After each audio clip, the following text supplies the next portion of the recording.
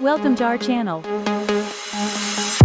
Magic Tales AI. किसान को रास्ते में एक चमकता हुआ अंडा मिलता है। किसान खुश हो जाता है। किसान अंडे को घर ले आता है। अगले दिन अंडे से एक सुनहरा कबूतर निकलता है। अब कबूतर बड़ा हो जाता है और रोज एक सोने का अंडा देने लगती है। किसान उन अंडों को बाजार में बेचकर बहुत अमीर हो जाता है। लेकिन एक दिन एक बड़ा सांप किसान के घर में घुस जाता है और कबूतर के सारे अंडे खा जाता है। किसान सांप को गुस्से में मार डालता है और कबूतर रोने लगता है। फिर लाइक सब्सक्राइब नहीं किया। कबूतर ने रेल की पटरी पर एक बड़ा सा घोंसला बनाया और फिर उसमें रहने लगा। कुछ दिनों बाद कई सारे अंडे दिए और फिर अंडों से छोटे छोटे बच्चे निकले। कबूतर अपने बच्चों के साथ बहुत खुश था, लेकिन बच्चे भूखे थे, इसलिए कबूतर बच्चों के लिए दाना लेने जाता है। कबूतर दाना चुग ही रही होती है कि अचानक तेज स्पीड में एक ट्रेन आती है और कबूतर के ऊपर से गुजर जाती है। कबूतर घायल था। कबूतर जैसे तैसे अपने बच्चों के पास आता है, उन्हें दाना खिलाता है। चूजे अपनी माँ को देखकर रोने लगते हैं। दिन बीतते हैं और कबूतर ठीक हो जाता है। फिर भी कबूतर रोने लगता है। फिर किसी ने लाइक सब्सक्राइब नहीं किया। पहाड़ी के ऊपर एक कबूतर ने अपना घोंसला बनाया था। वहां से नज़ारा बहुत खूबसूरत दिखता था, लेकिन खतरा भी बहुत था।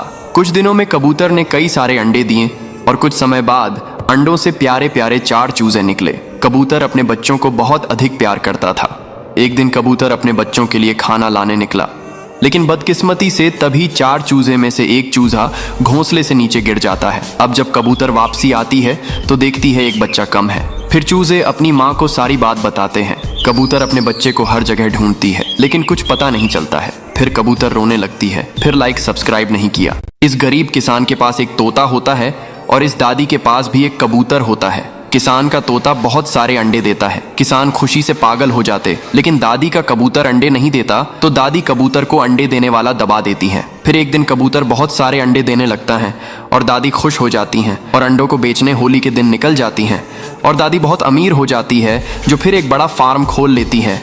इधर किसान जोर जोर से रोने लगता है। फिर लाइक सब्सक्राइब नहीं किया।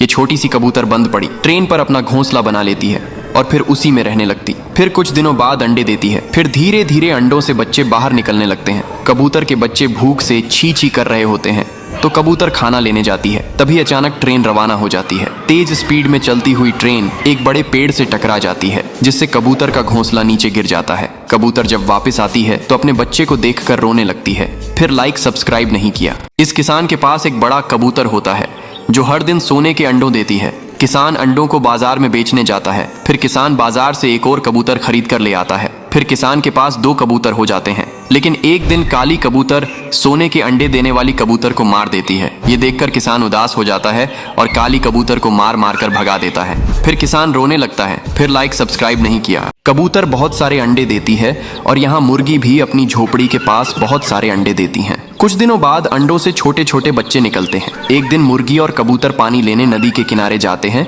और यहाँ एक विशाल सांप मुर्गी के बच्चों को खा जाता है। ये छोटे बच्चे अपनी माँ को सारी बात बताते हैं। यह सुनकर मुर्गी रोने लगती है। फिर कबूतर इस विशाल सांप से लड़ाई करता है और उसे मार गिरता है। फिर कबूतर रोने लगता है। फिर लाइक सब्सक्राइब नहीं किया।